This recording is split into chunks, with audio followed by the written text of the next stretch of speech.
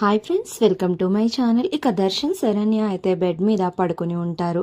ఇక అప్పుడే దర్శన్ అయితే నిద్దట్లో ఏదో కలగంటూ ఇక శరణ్య కాలు మీద అయితే కాలు వేస్తాడు. ఇక అయినా శరణ్య లేకుండా పడుకునే ఉంటుంది. ఇక తరువాత దర్శన్ అయితే శరణ్య చేతి మీద అయితే తన చేతిని వేస్తాడు. దాంతో ఒక్కసారిగా కళ్ళు తెరిచి అలా షాకింగ్గా చూస్తూ ఉండిపోతుంది శరణ్య. ఏంటి ఈయన చెయ్యేశాడు అని ఒక్కసారిగా వెనక్కి తిరిగి చూస్తుంది. చూసేసరికి నిద్దట్లో ఉన్న దర్శన్ చూసి ఓహో నిద్దట్లో వేసినట్టున్నారు అని నవ్వుకుని అలా చూస్తూ ఉంటుంది పడుకోకుండా. ఇక అప్పుడు దర్శన్ నిద్దట్లో శరణ్యను తనకి దగ్గరగా లాక్కుని ఇక గట్టిగా పట్టుకుంటాడు. ఇక వెంటనే శరణ్య చాలా సంతోషపడుతూ, ఏమండి, పెళ్ళైన ఇన్ని సంవత్సరాలకి మిమ్మల్ని ఇంత దగ్గరగా చూస్తున్నానండి.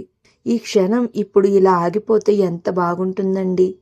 మీరు నా ప్రేమని అర్థం చేసుకుని నన్ను ఎప్పుడు దగ్గరికి తీసుకుని మీ భార్యగా అంగీకరిస్తారు అండి అని అనుకుంటూ ఉంటుంది. ఇక అప్పుడే దర్శన్కి బుగ్గ మీద అయితే దోమ కుడుతూ ఉంటుంది. ఇక అది చూసి శరణ్య వెంటనే చేతితో అయితే దర్శన్ చెంప మీద కొడుతుంది. దాంతో దోమ చచ్చిపోతుంది. ఇక వెంటనే దర్శన్ మెలకువ వచ్చేసి, ఏ శరణ్య అంత గట్టిగా కొట్టావేంటి అని అంటూ, నువ్వేంటి నా పక్కకంట వచ్చి అంత దగ్గరగా పడుకున్నావు అని అయితే అడుగుతూ ఉంటాడు దర్శన్. హలో హలో ఆగండి, నేనేమి దగ్గరికి రాలేదు, మీరే చెయ్యి పట్టుకుని మరీ దగ్గరికి లాక్కున్నారు అని అయితే శరణ్య అంటూ ఉంటుంది. నేను లాక్కున్నానా? సరే కానీ నువ్వు నా బెడ్షీట్లో ఎందుకు పడుకున్నావు? నీ బెడ్షీట్ కప్పుకోవచ్చు కదా అని అయితే అడుగుతూ ఉంటాడు దర్శన్. మీరు అసలు బెడ్షీటే తెచ్చుకోలేదు, మీరే నా బెడ్షీట్లోకి వచ్చారు, కావాలంటే చూసుకోండి అని అయితే శరణ్య అంటూ ఉంటుంది. ఏదో నిద్దట్లో చేయి వేసానే అనుకో, అంత మాత్రానికే అంత గట్టిగా కొట్టేస్తావా అని దర్శన్ అంటూ ఉంటాడు. లేదండి, మీరు అపార్థం చేసుకోకండి, నేను మిమ్మల్ని కావాలని కొట్టలేదు. మీ బుగ్గ మీద దోమ వాలింది, దాన్ని తోలానంతే. అయినా నా మీద చెయ్యి వేసినా సరే లెగలేనంత దారుణంగా పడుకున్నారేంటండి, ఏమైనా కలలు కంటున్నారా, డ్రీమ్ కలలు అని అయితే అడుగుతూ ఉంటుంది. అవును శరణ్య, నేను మంచి డ్రీమ్లో ఉన్నాను. నా డ్రీమ్లో ఉన్న డ్రీమ్ గర్ల్ ఎవరో కాదు, నువ్వే. కానీ ఇప్పుడు ఇది చెప్పే సందర్భం కాదు. త్వరలోనే నా ప్రేమను నీకు తెలియచేస్తాను శరణ్య అని దర్శన్ మనసులో అనుకుంటూ ఉంటాడు. ఇక మరో పక్కన దామిని అయితే డబ్బులు కనిపించడం లేదు అని ఇంట్లో రచ్చరచ్చ చేసి ఇక ఆనంద మీదకి అయితే అనుమానంగా ఉంది అని ఒక బాంబునైతే పేల్చేస్తుంది.